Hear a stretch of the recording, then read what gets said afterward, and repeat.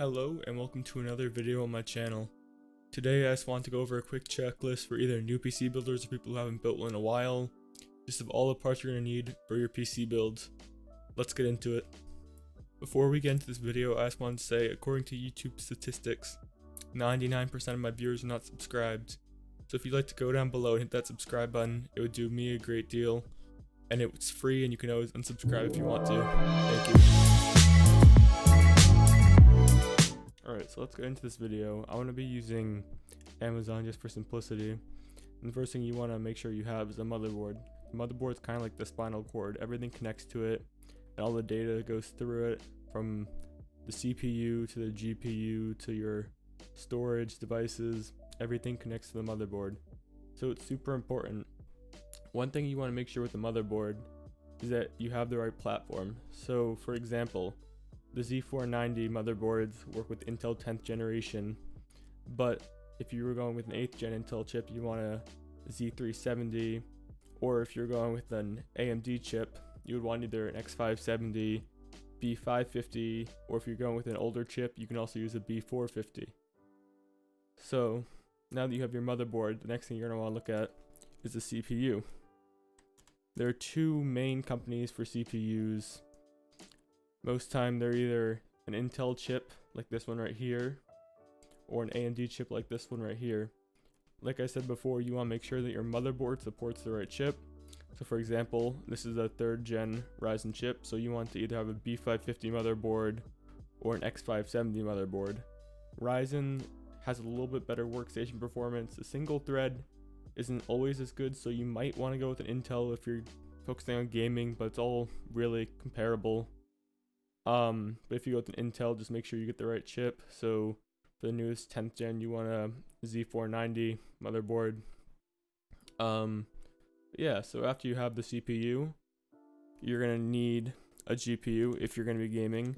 A GPU isn't necessary if you have an Intel chip, because that has built-in graphics, but if you want to do any kind of gaming, or if you're going with the Ryzen chip, you want to make sure that you are using a GPU, that you have one.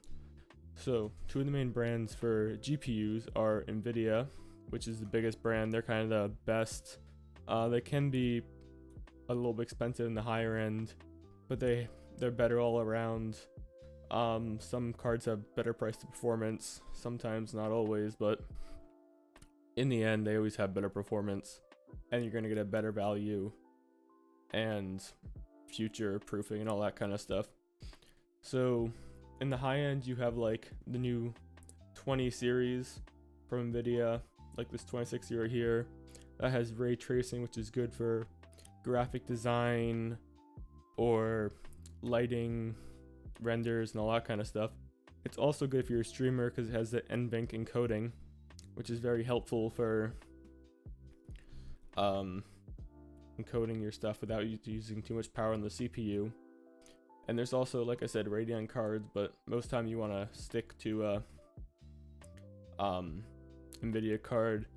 And I'd try to get something from the newest series, like the 20 series. If you're in a lower budget, I'd go with at least a 1660, or if you're at a super low budget, maybe the 1060 from last generation. But if you can, I would try to go with the 20 series, just for, like I said, the future proofing and all the new features that are included. So now that you have your motherboard, CPU, and GPU, you're going to need RAM. The RAM is kind of like the short-term memory. So you want to make sure you have enough to run everything you're going to be doing. If you're going to be doing like a lot of spreadsheets and having multitasking and a bunch of different tabs open, you're going to want more RAM than someone who's just playing games. If you're gaming, normally it's recommended to have about 16 gigabytes, but if you're going to be doing more workloads and more multitasking, or if you're gonna be running a server, you definitely want more. A server, you probably want, like, for a big server, you probably want over a terabyte of RAM. If you're just doing work from home though, you probably want anywhere from 16 to 32 gigabytes just to play it safe and make sure you're not going to run out anytime soon. And now you need the long-term memory. So long-term memory, you're either going to have a hard drive, an SSD, or an NVMe. So a hard drive right here is like the old disk drives.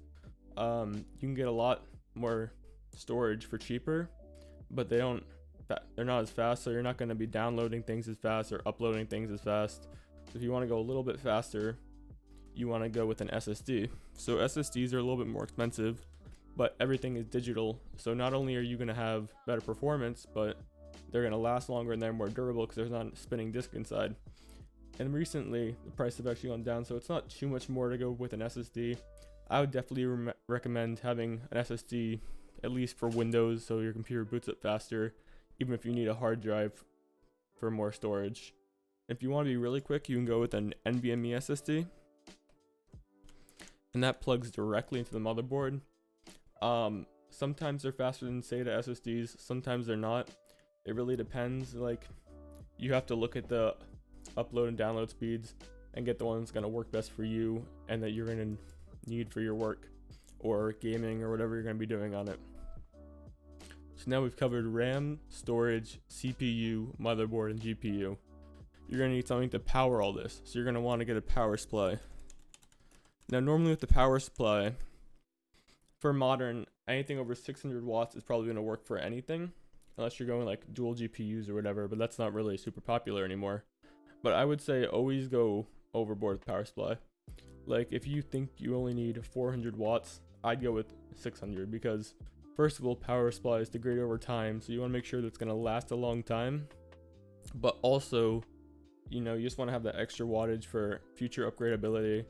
If you're ever going to upgrade your GPU or CPU in the future, you don't know what you're going to need for power, so it's always better to have a more powerful power supply than you currently need so that you don't have to worry about in the future. And the other thing is its efficiency rating and its warranty.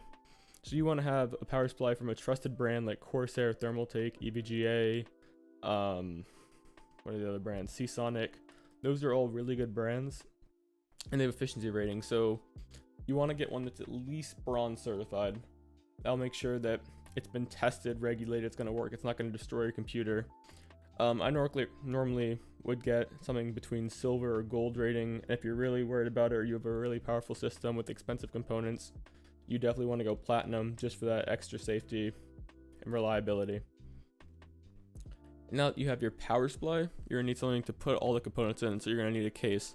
So cases really range in price and size, but what you really want to make sure of is that you have a case that's going to fit all your components. So you don't want to get like a micro ATX case if you have an ATX motherboard, because the motherboard won't fit. So you want to make sure it's compatible with your motherboard. The other thing that I almost had a problem with my case, but it barely fit, was my GPU. You want to make sure there's enough length in the case to fit your GPU. So when you're looking at a GPU, if you go down the description, you can get the dimensions, and you want to make sure those dimensions fit in the case dimensions. So if you go on Amazon and you scroll down, you can have, here you have like support for this, and you have your case dimensions. So you want to make sure that the length, or in this case they're calling it the width, is more than what the width would be of your GPU, just so there's no clearance issues and everything works well, because there's nothing worse than having your parts for your computer but they don't fit. And that's really the main things you need for a computer. However, if you're going to be doing any overclocking or serious tasks, or you have a high-end CPU, you're also going to want a CPU cooler. There's two options for this. You can either go with an air cooler, like this one from Cool Master. It's not on a super high-end, but it's better than the included coolers in most cases. Or you can go for a higher-end one, like this one from Be Quiet. Dark Rock 4 is a really good cooler. Noctua is a really good brand. Or you can go with AIOs. AIOs are all-in-one liquid coolers, so it's not like you're doing any real liquid cooling. You're not going to have to worry about damaging any of your components or spilling water or frying anything. But it will have a better performance. And it's also, if you're in a small form factor, sometimes you can get away with an AIO better because they have a slimmer design than a whole tower cooler. So it really depends on your situation. And if you really want to go overboard, you can go full custom water cooling with the water cooling loop and pump. But I'm assuming if you're going to go for a water cooled build, it's not your first build and you know what you're going to need. So I hope this video helped you.